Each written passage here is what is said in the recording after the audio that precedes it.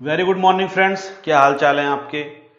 मैंने last class में आपसे वादा किया था कि मैं आपको टीच करूंगा कंप्यूटेशन ऑफ टैक्स लायबिलिटी। और अगर आपको टैक्स लायबिलिटी एडवांस लेवल की सीखनी है तो आपको कैपिटल गेन चैप्टर आना बहुत ज्यादा जरूरी है। इसीलिए मैंने पहले आपको कैपिटल गेन टीच कर दिया। हालांकि कैपिटल गेन का थोड़ा सा पोर्शन रहता है एग्जम्पशंस वाला, जो कि मैं पार्ट 2 के नाम से रिकॉर्ड करूंगा, तब आपको वो क्लासेस अलाउ की जाएंगी। जो टैक्स लायबिलिटी है वो बहुत ही एडवांस टॉपिक है और बहुत ज्यादा यूजफुल है। आप अभी जब अपने एग्जाम्स देंगे तब तो बहुत ज्यादा हेल्प में करेगा। जितने भी टॉपिक्स आप आगे करोगे, पीजीबीपी करोगे या फाइलिंग ऑफ रिटर्न करोगे, असेसमेंट प्रोसीजर, कहीं भी आप कुछ भी पढ़ रहे हो, वहां टैक्स लायबिलिटी का यूज डेफिनेटली होने वाला है। फिर आप अपना कोर्स करने के बाद प्रैक्टिस भी अगर करते हो, कहीं जॉब भी करते हो, टैक्स रेट कोई भी काम होता है, तो वहां आपको यह पता होना चाहिए टैक्स कैसे निकाला जाता है। तो बहुत ज्यादा एडवांस लेवल पे आपको टैक्स निकालना सिखाया जाएगा। तो देखो, किसी भी एसएससी का टैक्स निकालना है, मैं ये नहीं कह रहा हूं केवल इंडिविजुअल की बात में कर रहा हूं, मैं किसी भी एसएससी की बात कर रहा हूं, चाहे इंडिविजुअल हो, चाहे एचयूएफ हो, चाहे कंपनी हो, चाहे फर्म हो। दो तरीके के रेट्स होते हैं, एक होते हैं स्पेशल रेट्स और एक होते हैं जनरल रेट्स। स्पेशल रेट्स कुछ स्पेशल इनकम पे लगाए जाते हैं और जनरल रेट्स स्पेशल इनकम के अलावा जो इनकम बच जाती है उस पर लगाए जाते हैं। जो स्पेशल रेट्स होते हैं वो इनकम टैक्स एक्ट में गिवन होते हैं और जो जनरल रेट्स होती हैं वो फाइनेंस एक्ट में गिवन होती हैं। इनकम टैक्स एक्ट 1961 और इनकम टैक्स एक्ट में जो एक्ट अमेंडमेंट करता है उसको कहा जाता है फाइनेंस एक्ट। तो बहुत सारे सेक्शंस जो इनकम टैक्स एक्ट में दे रखे हैं जो स्पेशल रेट्स को प्रोवाइड करते हैं, लेकिन जनरल रेट्स के लिए कोई सेक्शन इनकम टैक्स में नहीं है, वो फाइनेंस एक्ट में ही लिखा रहता है जो भी जनरल रेट्स होती है। अभी डिटेल में मैं आपको समझाऊंगा तो आपको मेरी बात समझ में आएगी। देखो, इस तरीके से समझो, अगर हम पहले किसी इंडिविजुअल की बात कर लेते हैं, मिस्टर एक्स की बात कर लेते हैं। आपने उससे पूछा आपकी कौन कौन सी इनकम है। इसने कहा मेरी सैलरी इनकम है। इसने कहा मेरी हाउस प्रॉपर्टी की इनकम भी है। कैपिटल गेन अभी तक आपको जो टीच किया गया उसके हिसाब से दो तरीके का पॉसिबल है, शॉर्ट टर्म और लॉन्ग टर्म कैपिटल गेन। इसके बाद इसने कहा मेरी पीजीबीपी की भी इनकम है। फिर इसने कहा मेरी अदर सोर्सेस की इनकम है। इसमें कैजुअल इनकम को अलग से लिख दिया गया, जैसे लॉटरी वगैरह होती है और गैम्बलिंग से होती है, क्रॉसवर्ड पजल से होती है। इसके अलावा जो इनकम बच गई अदर्स, जैसे सबलेटिंग से हो गई, फैमिली पेंशन हो गया या फिर डिविडेंड इनकम हो गई, इन सबको जब टोटल किया जाता है तो कहा जाता है ग्रॉस टोटल इनकम। ये सब बातें आपको इंटर में अच्छे तरीके से टीच की गई थी। ग्रॉस टोटल इनकम, जिसको शॉर्ट में जीटीआई भी कहा जाता है। इसमें से अलाउ की जाती हैं डिडक्शंस। चैप्टर 6 ए, या फिर आप कह सकते हो under section 80C to 80U। Income tax को बहुत सारे चैप्टर्स में डिवाइड किया गया है। डिडक्शंस चैप्टर 6A के अंदर गिवन है, या फिर इनको आप कह सकते हो 80C to 80U, दोनों का सेम मतलब होता है। और इसके बाद जो इनकम बच जाती है उसको कहा जाता है टोटल इनकम। यह बात केवल इसलिए बता रहा हूं क्योंकि मुझे टॉपिक टीच करना है, यह बात आप सबको अच्छे तरीके से पता है। जो टोटल इनकम निकल कर आती है, टोटल इनकम, इस इनकम पर जब टैक्स लगाया जाता है तो उसके दो हिस्से कर दिए जाते हैं। वो इनकम जो कि स्पेशल रेट से टैक्सेबल होती हैं, income chargeable at special rates, जिन पे लगता है स्पेशल रेट्स। इसके बाद जो बैलेंस इनकम बच जाती है, जो अदर बच गई, जो बाहर नहीं निकाली गई, उन पे हम लगाते हैं जनरल रेट्स। तो कुछ खास इनकम होती हैं जिन पे स्पेशल रेट्स लगते हैं और ये रेट्स दे रखे होते हैं इनकम टैक्स एक्ट के अंदर।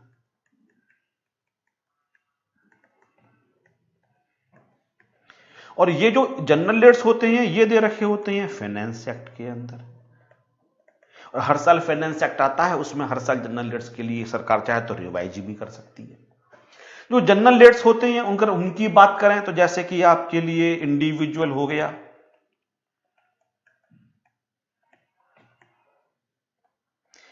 HUF,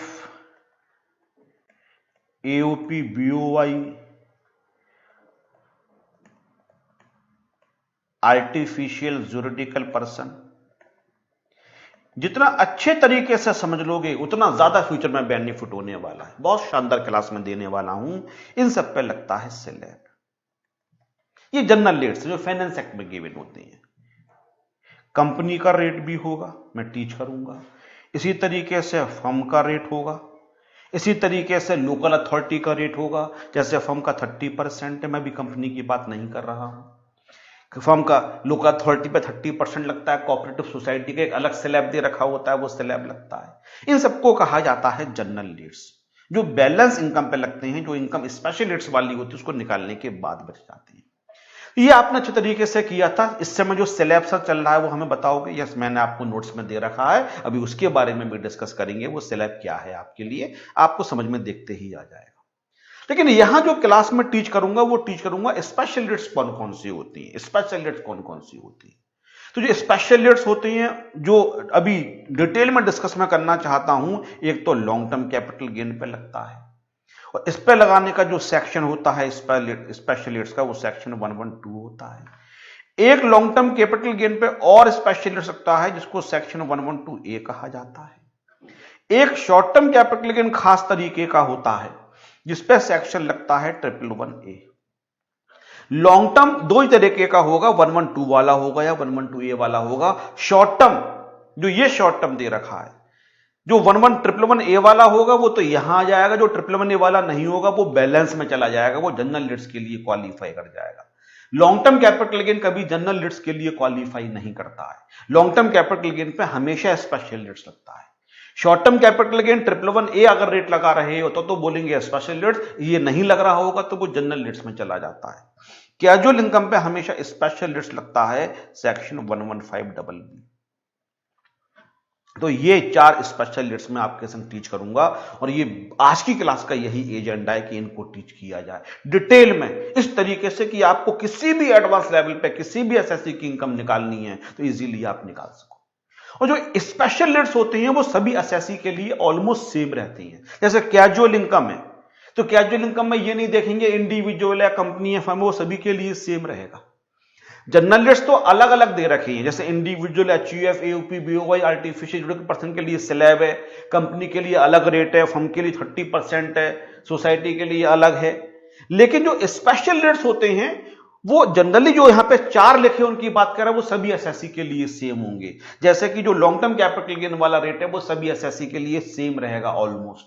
जो 111A वाला रेट है शॉर्ट टर्म, वो सभी एसएससी के लिए सेम रहेगा। बस बैलेंस इनकम पे जो रेट होता है वो एसएससी के अकॉर्डिंग चेंज होता रहता है। स्पेशल रेट्स अगर आप सीख गए तो आपको मजा आ जाएगा, आप एक बहुत एडवांस लेवल का टैक्स निकालना सीख जाओगे। तो देखो मैंने यहां पे जो फॉर्मेट बनाया है मैं उसकी बात करूं तो जो टोटल इनकम होती है, टोटल इनकम,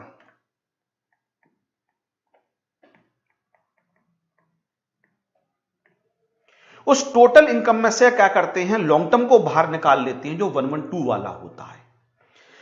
जो 112A वाला होता है उसको भी बाहर निकाल लेंगे। जैसे अभी मैंने आपसे कहा कि स्पेशल रेट्स और ये इन इनकम को हमेशा बाहर निकाला जाएगा।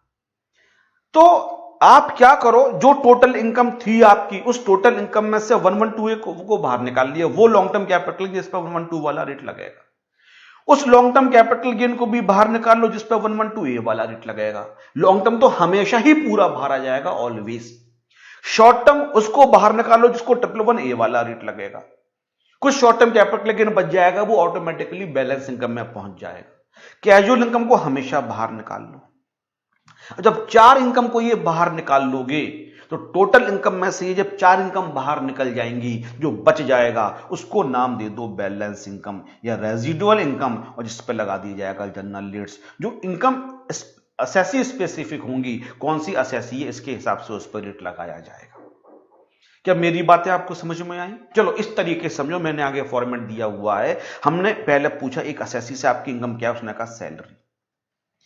अगर इंडिविजुअल है तो सैलरी से शुरू करेंगे, इंडिविजुअल नहीं है तो हम हाउस प्रॉपर्टी शुरू करेंगे, क्योंकि सैलरी इनकम केवल इंडिविजुअल की होगी और किसी एसएससी की इंडिविजुअल इनकम नहीं होगी। फिर हमने पूछा आपकी दूसरी इनकम क्या है, उसने कहा हाउस प्रॉपर्टी की इनकम है। फिर उसने कहा सर मेरी पीजीबीपी की इनकम भी है, पीजीबीपी की इनकम भी कंप्यूट कर ली। फिर उससे पूछा कैपिटल गेन की इनकम है। अब कैपिटल गेन की जो लॉन्ग टर्म होगा उसको लॉन्ग टर्म नहीं, उसको भी दो हिस्सों में डिवाइड करो। एक तो वो जो चार्जेबल अंडर सेक्शन 112 है। अभी इस वाले फॉर्मेट में मैंने केवल लॉन्ग टर्म लिख दिया था, क्यों? क्योंकि मैंने अभी उसमें 112 और 112 आपके लिए बोला नहीं था। लेकिन अब हम आगे से जब भी लिखेंगे तो लॉन्ग टर्म को भी दो पार्ट्स में लिखेंगे, चार्जेबल अंडर सेक्शन 112 और वो लॉन्ग टर्म जो चार्जेबल अंडर सेक्शन 112A है। अंडर सेक्शन मत लिख देना, चार्जेबल अंडर सेक्शन लिखना। अंडर सेक्शन का मतलब हो गया जो 112 में कंप्यूट किया गया है, नहीं 112 में टैक्स का रेट लगाया जाएगा, चार्जेबल अंडर सेक्शन।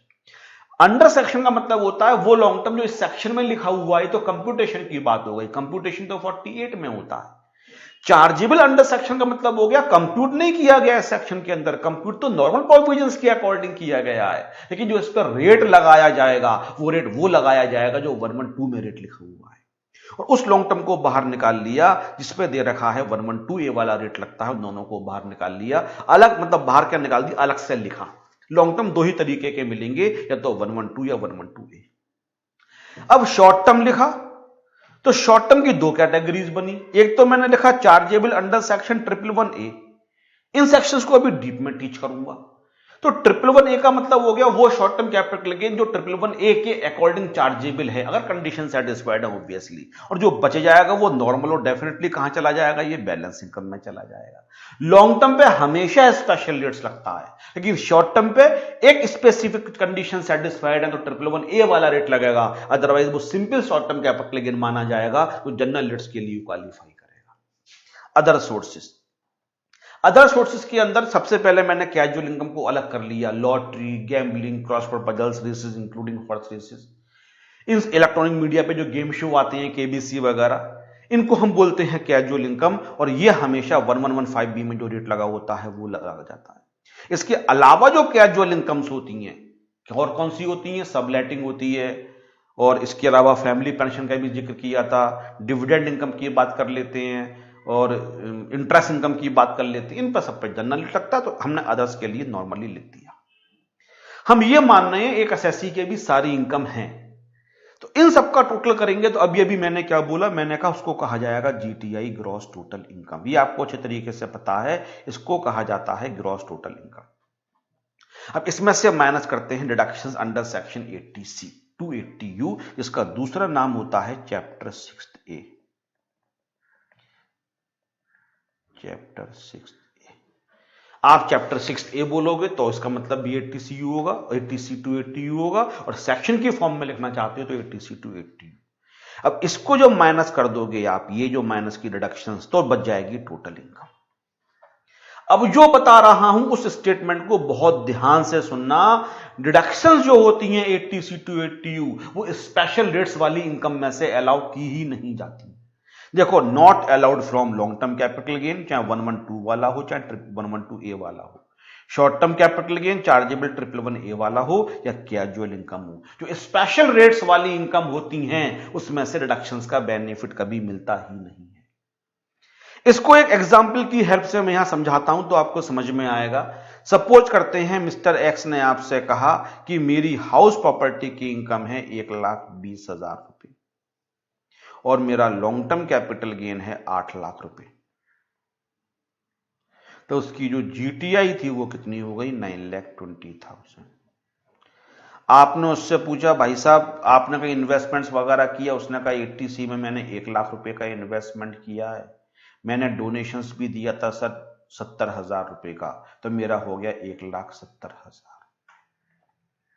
अब यहां आप माइनस करोगे तो 170 माइनस नहीं करोगे, क्योंकि लॉन्ग टर्म में से रिडक्शंस का बेनिफिट मिल ही नहीं सकता है।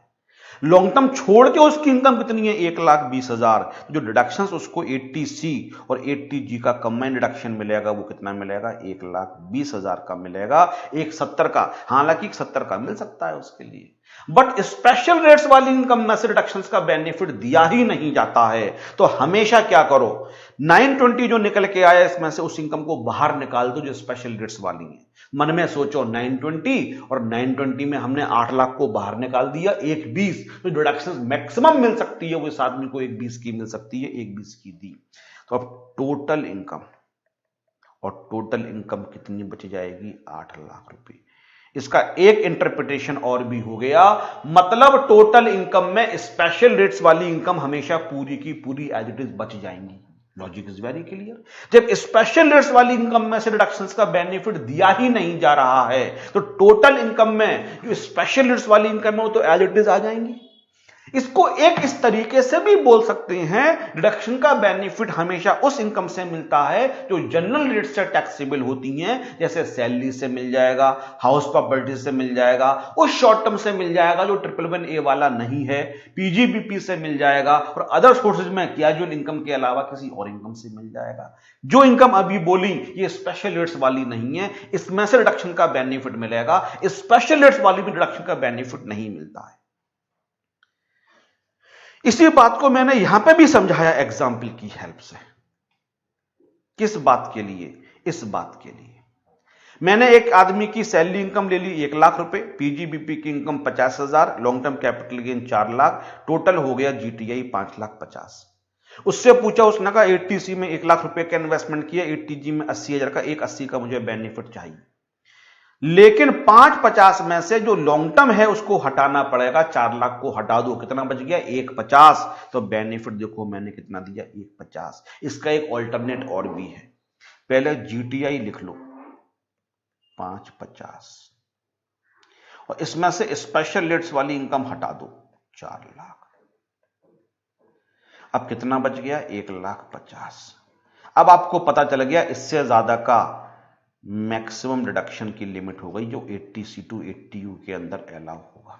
तो आप वर्किंग नोट्स में एक काम तो ये कर सकते हो, मन में सोच लो 550 में हमने 4 लाख हटा दिए, अब बैलेंस इनकम हो गई 150, इससे ज्यादा का डिडक्शन नहीं मिलेगा। एक तरीका ये होता है कि आप जीटीआई लिख लो, उसमें से long term 112A, short term 111A, casual income को हटा दो, जो बच जाएगा ऑटोमेटिकली वो क्या बच जाएगा? जिसमें डिडक्शंस की बेनिफिट दिया जाएगा। ये पॉइंट समझ में आ गया? डिडक्शंस का बेनिफिट उस इनकम में से नहीं मिलेगा जो स्पेशल रेट से टैक्सेबल है। जो 112 में टैक्सेबल है, 112A में लॉन्ग टर्म टैक्सेबल है, 111A में शॉर्ट टर्म टैक्सेबल है, 115BB में कैजुअल इनकम टैक्सेबल है, इन 4 इनकम में डिडक्शंस का बेनिफिट नहीं मिलेगा। इसका मतलब हो गया जो टोटल इनकम होगी उसमें स्पेशल रेट्स वाली इनकम एज इट इज बच जाएंगी। देखो 4 लाख में लॉन्ग टर्म कैपिटल गेन पूरा 4 लाख एज इट इज बच गया। सर क्यों? डिडक्शंस का बेनिफिट मिल ही नहीं रहा है। तो हम अब इजीली क्या कर सकते हैं, जब हम डिडक्शंस यहां से माइनस कर देंगे तो टोटल इनकम बच जाएगी। इस टोटल इनकम के अंदर स्पेशल रेट्स वाली इनकम तो एज इट इज होंगी, उनको हमेशा बाहर निकाल लो और जो बच जाएगा उसको क्या बोल देंगे? Balance income. Balance income zero भी पॉसिबल है क्योंकि डिडक्शंस आपने बहुत ज्यादा कर रखी हैं, तो जीरो भी पॉसिबल है, या बैलेंस इनकम पॉजिटिव भी आ सकती है। लेकिन स्पेशल रेट्स वाली इनकम जितनी थी उतनी रहेंगी एज इट इज, जीटीआई इतनी दी, क्यों? उसमें से डिडक्शंस का बेनिफिट दिया ही नहीं जा रहा है। इसलिए टोटल इनकम में से हमेशा स्पेशल रेट्स से जो टैक्सेबल होती है उस इनकम को अलग कर लेते हैं, और जो बच जाता है ऑटोमेटिकली उसको रेजिडुअल इनकम बोल सकते हो या बैलेंस इनकम बोल सकते हो। इस पर जनरल रेट्स लगाई जाती है। जनरल रेट्स फाइनेंस एक्ट में लिखी होती हैं, जैसे इंडिविजुअल, एचयूएफ, यूपी, बीओवाई, लोकल और एनी अदर ज्यूरिडिकल पर्सन पे स्लैब लगता है, फर्म पे 30% लगता है। कंपनी के रेट्स भी डिस्कस करूंगा मैं आपके संग। इसी तरीके से कंपनी के बाद जो लोकल अथॉरिटी है 30% लगता है, सोसाइटी, कोऑपरेटिव सोसाइटी का स्लैब दे रखा है, इन सबको डिस्कस करेंगे। जनरल रेट्स होते हैं सारे के सारे। स्पेशल रेट्स जनरली जो होते हैं वो सबके लिए सेम रहते हैं, चाहे ऐसी कोई भी हो। जैसे 111A वाला रेट है, चाहे इंडिविजुअल हो, चाहे एचयूएफ हो, चाहे कंपनी हो, चाहे फर्म हो, सब पे 111A वाला रेट लगेगा। इसी तरीके से जितने रेट्स लिखे हुए हैं 90% जनरली सारे असेसी के लिए सेम रहेंगे, लेकिन जो जनरल रेट्स होंगे उसमें हमें देखना पड़ेगा असेसी कौन सा है, और इनका असेसी स्पेसिफिक रेट जो भी होगा वो हमें अप्लाई करना पड़ेगा। अगर ये बातें आपको समझ में आती हैं तो सक्सेसफुली आप टॉपिक में एंटर कर चुके हो, स्टार्ट कर चुके हो। तो जो जनरल रेट्स होते हैं वो टीच करना मेरा पर्पज ही नहीं है। क्यों नहीं पर्पज है? वो तो आपने इंटर में भी किए थे और वो तो सब जगह एप्लीकेबल होते हैं, हर बुक में लिखे हुए हैं, मेरे बुक में भी लिखे हुए हैं। लेकिन मैंने यहाँ पे जो लेटेस्ट स्लैब चल रहा है वो लिख दिया। हालांकि मैं कंपनी पढ़ाऊंगा तो कंपनी का जनरल रेट भी आपको बताऊंगा, फर्म का तो 30% मैंने बोल ही दिया जनरल रेट आपके लिए, लेकिन तब भी मैं यहाँ पे लिख रहा हूं सैलरी का जो इंडिविजुअल, एचयूएफ, यूपी, बीओवाई और एनी अदर ज्यूरिडिकल पर्सन है जो लिखा हुआ है, देखो 4, इन सबके केस में इन सबके केस में स्लैब क्या चल रहा है? तो स्लैब आपको पता है 2,50,000 रुपए तक का नील होता है। 250 से लेकर 5 लाख के बीच की जो इनकम होती है उस पर 5% लगता है, जो 2.5 लाख से ऊपर होती है ऑब्वियसली। तो 2.5 लाख 5 लाख रुपए तक टैक्स देना हो जाएगा। 5 लाख में से 2.5 लाख माइनस कर दोगे 2,50,000, उसका 5% 12,500। तो इनकम अगर 5 लाख से ज्यादा है और 10 लाख तक है तो 12,500 तो टैक्स पे करना ही पड़ेगा, और 5 लाख के ऊपर जो इनकम होगी उस पर 20% के रेट से टैक्स पे करोगे। तो अगर एग्जैक्ट इनकम 10 लाख रुपए है तो 10 लाख में से पहले 5 लाख माइनस करोगे, 5 लाख का 20% 1 लाख ऐड कर दोगे 12,500, तो 10 लाख रुपए तक का टैक्स हो गया 1,12,500। तो अगर 10 लाख से ऊपर की इनकम है तो 1,12,500 तो पे करना ही पड़ेगा, और 10 लाख के ऊपर वाले पे करना पड़ेगा 30%। स्लैब बहुत अच्छे तरीके से हजारियों बार आपने यूज किया होगा इंटर लेवल पे, बस मैं ये बता रहा हूं इस फाइनेंशियल ईयर के लिए इस समय ये स्लैब चल रहा है। अगर कोई इंडिविजुअल है और वो रेसिडेंट भी है, 60 साल या उससे ऊपर का है बट लेस देन 80 ईयर्स, 80 से कम है, 60 या 60 से ज्यादा बट लेस देन 80। अगर एग्जैक्ट 80 का हो गया तो नहीं, 60 या 60 से ज्यादा लेकिन 80 से कम, तो उसके लिए स्लैब क्या होगा? जैसे यहां 2.5 लाख रुपए तक केवल माफ था, यहां 3 लाख रुपए तक माफ है अप टू 3 लाख नील। अब बाकी स्लैब सेम रहेगा, 3 से 5 लाख के बीच में जो भी इनकम होगी, मतलब 3 लाख से ऊपर वाली उसका 5%। 5 लाख से 10 लाख के बीच में जो इनकम होगी तो 5 लाख वाला टैक्स तो यहां से निकाल लो। 5 लाख में से 3 लाख माइनस करो, 2 लाख, 2 लाख का 5% 10,000, 10,000 तो सीधे ऐड कर दो। जो 5 लाख के ऊपर इनकम होगी उसका 20%। 10 लाख के ऊपर इनकम होगी, 10 लाख वाला यहां से निकाल लो, पहले 10 लाख में से 5 लाख माइनस करो, 5 लाख का 20% 1 लाख, 10,000 रुपए ऐड कर दो, 1,10,000, तो 1,10,000 प्लस 10 लाख के ऊपर जो भी इनकम है उसका 30% पे किया जाएगा। और अगर कोई रेसिडेंट इंडिविजुअल है जो 80 या 80 से ज्यादा का है, अगर एग्जैक्ट 80 हो गया तो इसमें नहीं आएगा, इसमें लेस देन 80 लिखा हुआ है। हां, अगर एग्जैक्ट 60 साल का हो गया तो आ जाएगा। तो अगर 60 से कम है और रेसिडेंट है तो पहले वाले में चला जाएगा। 60 साल या 60 साल से ज्यादा रेसिडेंट है तो यहां, लेकिन 80 से कम, और 80 या 80 से ज्यादा है तो आखिरी वाले में आएगा। इनकी इनकम 5 लाख रुपए तक नील होती है। 5 लाख से ज्यादा और 10 लाख तक, 5 लाख तक तो माफी हो गई, सीधे हम लगा देंगे 20%। और अगर 10 लाख से ज्यादा है तो 10 लाख तक का टैक्स पहले यहां से निकाल लो, 10 लाख में से 5 लाख माइनस करो, 5 लाख उसका 20%, 1 लाख, तो 1 लाख तो ऐड कर दो, और 10 लाख के ऊपर जो भी होगा 30%। यह स्लैब इस समय एप्लीकेबल है। मतलब क्या हो गया? एचयूएफ पे हमेशा पहला वाला स्लैब लगेगा। क्यों? क्योंकि बाद वाले तो इंडिविजुअल के लिए हैं दोनों। एचयूएफ पे तो हमेशा पहला ही लगेगा। एओपी बीओआई पे हमेशा पहला स्लैब लगेगा। आर्टिफिशियल जुरिडिकल पर्सन पे हमेशा पहला वाला स्लैब लगेगा। अब इंडिविजुअल की बात कर लेते हैं। इंडिविजुअल अगर नॉन रेसिडेंट है, नॉन रेसिडेंट, अब इंडिविजुअल दो हो गए, इंडिविजुअल हो गए दो। कौन कौन से? एक तो रेसिडेंट और एक नॉन रेसिडेंट। नॉन रेसिडेंट पे हमेशा ये लगेगा, लेकिन इंडिविजुअल रेसिडेंट है तो 3 कैटेगरी बन जाएंगी, लेस देन 60, 60 या 60 से ज्यादा बट लेस देन 80,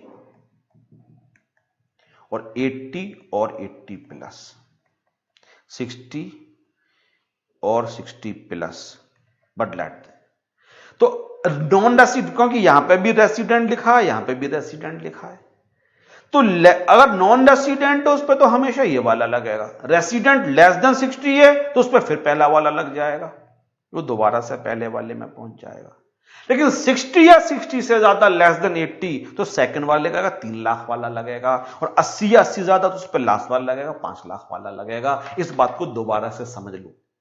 जो बाकी दोनों स्लैब हैं इसमें हम रेसिडेंट भी देख रहे हैं और उम्र भी देख रहे हैं। देखो रेसिडेंट लिखा हुआ है और रेसिडेंट लिखा हुआ है, उम्र भी लिखी हुई है। तो जो पहला वाला स्लैब है वो एचयूएफ के लिए हमेशा रहेगा, एओपी बीओआई के लिए हमेशा रहेगा, आर्टिफिशियल जुरिडिकल पर्सन के लिए हमेशा रहेगा। इंडिविजुअल के लिए कब लगेगा? तो इंडिविजुअल का पहला स्टेटस देखो, रेसिडेंट या नॉन रेसिडेंट। अगर नॉन रेसिडेंट है तो उम्र देखना ही मत, नॉन रेसिडेंट के लिए हमेशा पहला वाला ही स्लैब लगेगा। लेकिन रेसिडेंट में एज देखेंगे, अगर लेस देन 60 है तो पहला वाला स्लैब लगेगा, 60 या 60 से ज्यादा बट लेस देन 80 तो दूसरा वाला लगेगा जो 3 लाख वाला हो गया। और आखिरी 80 या 80 से ज्यादा, तो फिर आखिरी वाला स्लैब लगेगा 80 और मोर वाला स्लैब लगेगा। तो अब आपको पता चल गया स्लैब कब कब लगाया जाता है, जनरल रेट्स कब कब लगाई जाती है। ठीक है सर, इतनी बात तो हमें समझ में आ गई। अगर इतनी बात आपको समझ में आती है तो पहला स्पेशल सेक्शन में टीच कर सकता हूं आपके लिए 112, लेकिन यहां तक की बात को मैं एक बार आपके साथ रिवाइज और करूंगा। अभी जनरल रेट्स मैंने केवल स्लैब वाला टीच किया है, फर्म का जो जनरल रेट्स 30% होता है या जो कंपनी का होता है वो सब बाद में डिस्कस किए जाएंगे। किसी भी एसएससी की इनकम टैक्स निकालने के लिए पहले एसएससी की हर इनकम को अलग अलग लिखो। जब अलग अलग लिखते हैं तो पहले जो स्पेशल रेट्स वाली इनकम होती है उनको भी अलग अलग शो कर दो। जैसे लॉन्ग टर्म 112 वाला है तो अलग से लिखो, 112A वाला है तो अलग से लिखो, शॉर्ट टर्म 111A वाला है तो अलग से लिखो, कैजुअल इनकम अगर है तो वो अलग से शो करो। बस सारी इनकम की लिस्ट बनाते हुए चले जाओ, इनका टोटल करोगे तो बोलेंगे जीटीआई। जीटीआई में से deductions 80C to 80U minus करेंगे, लेकिन डिडक्शंस 80C to 80U का बेनिफिट उस इनकम में से नहीं मिलेगा जो स्पेशल रेट से टैक्सेबल होंगी। मतलब लॉन्ग टर्म 112 से नहीं मिलेगा, 112A से नहीं मिलेगा, शॉर्ट टर्म 111A से नहीं मिलेगा, casual income chargeable under section 115BB से नहीं मिलेगा। तो डिडक्शंस का बेनिफिट मिलता है बैलेंस इनकम से। हम ऐसे कह सकते हैं सैलरी से मिलेगा, हाउस प्रॉपर्टी से मिलेगा, short term capital gain other than chargeable under section 111A से मिलेगा, पीजीबीपी से मिलेगा, और अदर सोर्सेज में कैजुअल इनकम के अलावा जो इनकम है वहां से आपको डिडक्शंस का बेनिफिट मिल जाएगा। इसके बाद जो टोटल इनकम होगी उसमें एक गारंटी हो गई, स्पेशल रेट्स वाली इनकम हमेशा एज इट इज अपीयर हो रही होंगी, क्योंकि उसमें से डिडक्शंस का बेनिफिट मिला ही नहीं है। तो टोटल इनकम पर टैक्स निकालने के लिए स्पेशल रेट्स वाली इनकम को हम पहले अलग कर लेंगे। जो अलग करने के बाद बच जाएगा उसको बोलेंगे बैलेंस इनकम या रेजिडुअल इनकम, जिस पर जनरल रेट्स लगेंगे, जो जनरली इंडिविजुअल के केस में, एचयूएफ के केस में, एओपी बीओआई के केस में या आर्टिफिशियल जुडिशियल पर्सन के केस में होती हैं। जनरल रेट्स स्लैब लगाया जाता है। स्लैब कौन कौन से चल रहे हैं, वही जो अभी अगर आपने रिसेंटली इंटर किया है तो आपको पता होगा 3 रेट चल रहे हैं, 3 स्लैब के रेट चल रहे हैं, वो तीनों मैंने यहां पे आपके लिए टीच कर दूं। उसमें से HUF, AOP, BOI, artificial judicial person, उस पर हमेशा पहला वाला स्लैब लगता है जो 2.5 लाख रुपए वाला होता है। इंडिविजुअल अगर नॉन रेसिडेंट होगा तो उम्र नहीं देखेंगे, हमेशा पहला वाला रेट लगेगा। इंडिविजुअल अगर रेसिडेंट है तो 3 स्लैब रख सकते हैं। अगर 60 साल से कम का है तो पहला स्लैब लगेगा 2.5 लाख रुपए वाला। 60 साल या उससे ज्यादा का है लेकिन 80 साल से कम का है तो अप टू 3 लाख वाला स्लैब लगेगा। 80 या 80 से ज्यादा का रेसिडेंट इंडिविजुअल है तो उस पर जो स्लैब लगेगा उसको बोला जाएगा मोर अप टू 5 लाख नील वाला, आखिरी वाला स्लैब उसके ऊपर अप्लाई किया जाएगा। तो जहां तक इन 4 एसएससी की बात है, individual, HUF, AOP, BOI, artificial judicial person, general rates के अकॉर्डिंग तो टैक्स निकालना आ गया, स्लैब लगा दोगे जो भी एप्लीकेबल होगा। अगर मैं स्पेशल रेट्स आपको टीच कर दूं तो आप बहुत एडवांस लेवल पे किसी भी एसएससी का टैक्स निकाल सकते हो और सीख जाओगे। लेकिन स्पेशल रेट्स टीच करने से पहले मैं चाहता हूं कि इन स्लैब्स को एक बार अच्छे तरीके से आप और देख लो कि मैंने अभी तक क्या टीच किया। जो ये वाला पॉइंट मैंने आपको टीच किया कि 80C to 80U का बेनिफिट, डिडक्शंस का जो बेनिफिट है वो स्पेशल रेट्स वाली इनकम से नहीं मिलता। इसका मतलब क्या है, एक एग्जाम्पल मैंने यहां पर दिया और एग्जाम्पल मैंने खुद यहां डिजाइन किया, इसको अच्छे तरीके से देख लो। अगर ये बेसिक बातें समझ में आ गई तो नेक्स्ट वीडियो में टीच करूंगा 112, और बहुत सीरियसली देखना, आपको मजा आ जाएगा उस वीडियो को देखने के बाद। Thank you very much.